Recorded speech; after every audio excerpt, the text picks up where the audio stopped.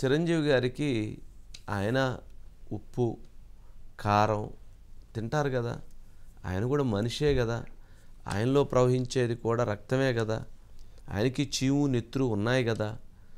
ఆయనని పిలిచి ఆయన్ని హీరోలను తీసుకురమ్మని పిలిచి ఆయన ఆ రకంగా అవమానించి ముఖ్యమంత్రి గారి దగ్గర కూర్చోబెట్టి ఇలా పెట్టించి ఆయన అవమానించి ఆ వీడియోని బయటికి రిలీజ్ చేసి ఆ వీడియోని చిరంజీవి గారి యొక్క స్థాయిని అధపాతాళానికి తొక్కేటువంటి ప్రయత్నం చేసినటువంటి సందర్భాన్ని ప్రజలందరూ గుర్తుంది కదా.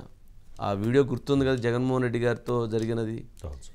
ఆ తర్వాత పరిణామ క్రమంలో ఆయన దూరం అవుతూ వచ్చారు.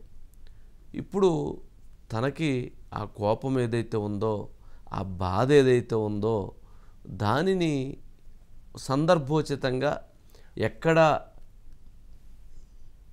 వాడాలో ఎక్కడ చెప్పాలో ఆ విధంగా చెబుతూ ఎక్కడా జగన్మోహన్ రెడ్డి గారిని విమర్శించలేదు.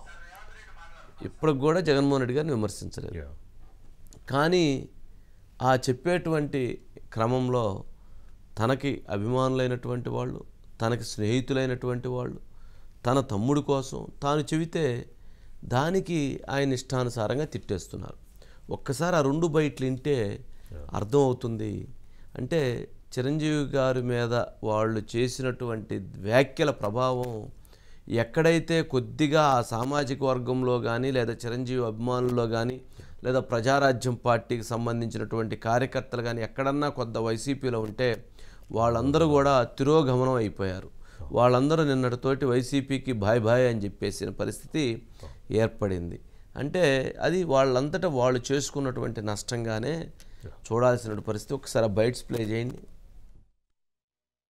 తమ్ముడు పవన్ కళ్యాణ్, అలాగే చంద్రబాబు నాయుడు గారు తెలుగుదేశం నుంచి, బీజేపీ నాయకత్వం వీళ్ళందరూ ఒక కూటమిగా ఏర్పడ్డారు. అది చాలా సంతోషం, మంచి పరిణామం. నా మిత్రుడు, చిరకాల మిత్రుడు సీఎం రమేష్, అట్లాగే పంచగల్ రమేష్, నాకు కావలసిన వాళ్ళు ఇద్దరు కూడాను అనకాపల్లి కాన్స్టిట్యున్సీలో ఎంపీ క్యాండిడేట్ గా, అలాగే పెందుర్తి ఎమ్మెల్యే క్యాండిడేట్ గా వీరు నిలబడటం అన్నది నాకు చాలా సంతోషంగా ఉంది. ఎందుకంటే ఇద్దరు చాలా మంచి వాళ్లే కాకుండా సమర్థవంతులు.